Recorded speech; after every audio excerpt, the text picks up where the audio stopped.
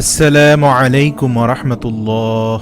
সুপ্রিয় আলোর পথের দর্শক মণ্ডলী, আশা করি মহান আল্লাহ রাব্বুল আলামিনের অশেষ মেহেরবানি ও দয়ায় আপনারা সবাই ভালো আছেন। প্রিয় দর্শক, মানুষের চাওয়া পাওয়ার শেষ নেই। জন্মের পর থেকে মৃত্যুর আগের দিন পর্যন্ত পুরো এই জীবনে প্রত্যেকটি মানুষের জন্য ব্যক্তিগত অসংখ্য চাহিদার সৃষ্টি হয়। এর জন্য রব্বুল আলামিন বলেছেন, তোমরা আমার কাছে চাও, আমি তোমাদের ডাকে সাড়া দিব। আবার আল্লাহ রাব্বুল আলামিন অতি লোভীদের উদ্দেশ্যে নিজেই পবিত্র কোরআনে বলে দিয়েছেন, আলহাকুমুত তাকাসুর হাত্তা যুরতুমুল মাকাবির, অর্থাৎ তোমরা বেশি বেশি চাওয়া তোমাদেরকে কবর পর্যন্ত নিয়ে যাচ্ছে।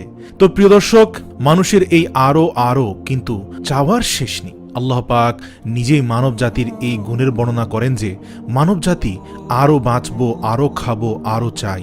অর্থাৎ আপনার যদি একতলা বাড়ি থাকে, আপনি চিন্তা করবেন যে আমি 2 তলা বাড়ি কবে করব। আপনার যদি 4 তলা বাড়ি থাকে, তাহলে আপনার মাথায় ঘুরবে আমি 5 তলাটা কবে কমপ্লিট করব। কিন্তু এই চাওয়ার শেষ হবে না। এ বিষয়ে রাসূল সাল্লাল্লাহু আলাইহি ওয়াসাল্লাম বলেছেন, আদম সন্তানের পেট হচ্ছে পৃথিবীর সবচেয়ে গভীর গর্ত।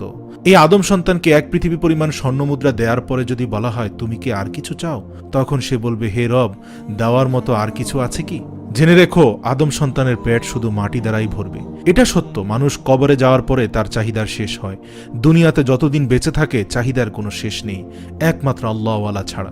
এভাবে মানুষের চাহিদা আজীবন চলতে থাকে। তবে কিছু লোক আছে, তারা অতি দরকার জিনিসটাই শুধুমাত্র রব্বুল আলামিনের কাছে চায়। যেটার জরুরত, তার প্রয়োজন, সেটাই সে রব্বুল আলামিনের কাছে চায়। সে ভোগ বিলাসে মত্ত হয়ে ওঠে না। প্রিয় দর্শক, রব্বুল আলামিন দুনিয়াবি আখিরাতের যে কোনো ধরনের চাওয়ার জন্য তার মুখাপেক্ষী হওয়ার উপদেশ দিয়েছেন। রাসূল সাল্লাল্লাহু আলাইহি ওয়াসাল্লাম বলে গিয়েছেন, তোমরা শুধুমাত্র আল্লাহ রাব্বুল আলামিনের কাছেই চাও। তো প্রিয় দর্শক, দুনিয়াবি জিনিস চাওয়ার ক্ষেত্রে রব্বুল আলামিনের কোনো নিষেধাজ্ঞা নেই, বরং যে বান্দা যে কোনো প্রয়োজনে আল্লাহ মুখাপেক্ষী হন না, আল্লাহ তাদের উপর অসন্তুষ্ট হন। আল্লাহ রাব্বুল আলামিন অত্যন্ত পছন্দ করেন যে বান্দা দুনিয়াবি অথবা আখিরাতের যে কোনো ধরনের চাওয়া পাওয়ার ক্ষেত্রে আল্লাহমুখী হোক। যদি সে সাথে সাথে পেয়ে যায়, শুকরিয়া আদায় করুক, যদি না পায় তবে সবর করুক। কেননা কোনো দোয়াই বিফলে যায় না। হয় আল্লাহ সাথে সাথে দিয়ে দেন, না হয় আল্লাহ রাব্বুল আলামিন ধৈর্যের ফলে দান করেন, অথবা আখিরাতে এর জন্য উত্তম কিছু দান করেন।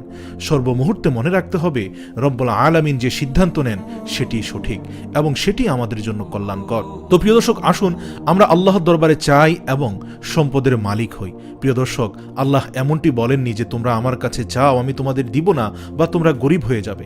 বরং আল্লাহর কাছে যারা চায় এবং যারা আল্লাহর কাছে চাওয়ার মতো চাইতে পারে এবং পরিশ্রম করে, বরং তারাই দুনিয়া এবং আখিরাতে অধিক কল্যাণকামী হয়, তারাই অধিক পরিমাণে লাভবান হয়। আজকে যদি আমরা আরব রাজ্যের দিকে তাকাই, রব্বুল আলামিনের কাছে অনেক বেশি দোয়া এবং অনেক বেশি মুনাজাত করার বরকতে আল্লাহ রব্বুল আলামিন তাদেরকে অসংখ্য খনিজ সম্পদ দিয়ে পৃথিবীর বুকে অর্থশালী এক জাতিতে পরিণত করেছেন। প্রিয় দর্শক, আজকের আমলটি নিয়ে আমরা আলোচনা করব। ইনশাআল্লাহ জীবনে কোনো দিন অর্থের অভাব হবে না, সম্পদের অভাব হবে না। আল্লাহ রাব্বুল আলামিনের কাছে চাইবেন, ইনশাআল্লাহ এই দোয়ার বরকতে আল্লাহ আপনার চাওয়া পাওয়া পূরণ করবেন ইনশাআল্লাহ।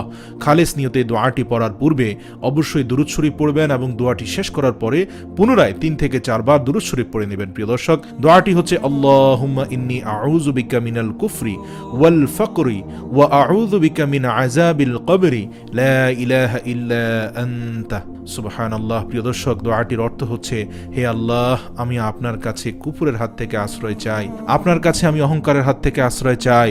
ইয়া আল্লাহ, আমি কবরের আযাবের হাত থেকে আপনার কাছে আশ্রয় চাই, আপনি ব্যতীত আর কোনো ইলাহ নেই। প্রিয় দর্শক, এই ফজিলতপূর্ণ দোয়াটি আপনারা মুখস্থ করে নেবেন এবং আপনারা প্রতিদিন এই দোয়াটি ইবাদতের পর পবিত্র অবস্থায় 3 বার করে পড়বেন। নামাজের পর অথবা জিকিরের পর অথবা কোরআন তেলাওয়াতের পর পড়বেন ইনশাআল্লাহ। দেখবেন কিছুদিনের মধ্যে আপনার অভাব দূর হয়ে গিয়েছে ইনশাআল্লাহ। আপনি অর্থের মালিক হয়ে গিয়েছেন, সম্পদের মালিক হয়ে গিয়েছেন। আপনার মনের যে নেক আশা ছিল তা আল্লাহ রাব্বুল আলামিন পূরণ করে দিয়েছেন। মনে রাখবেন, একমাত্র তিনিই পূরণ করার মালিক, তিনিই আশা কবুল করে থাকেন। প্রিয় দর্শক, আমরা আল্লাহর কাছে চাইব, নিজে পরিশ্রম করব এবং আল্লাহর উপর পরিপূর্ণ আস্থা রাখব। ইনশাআল্লাহ তিনি আমাদের সকল হাজত পূরণ করে দিবেন।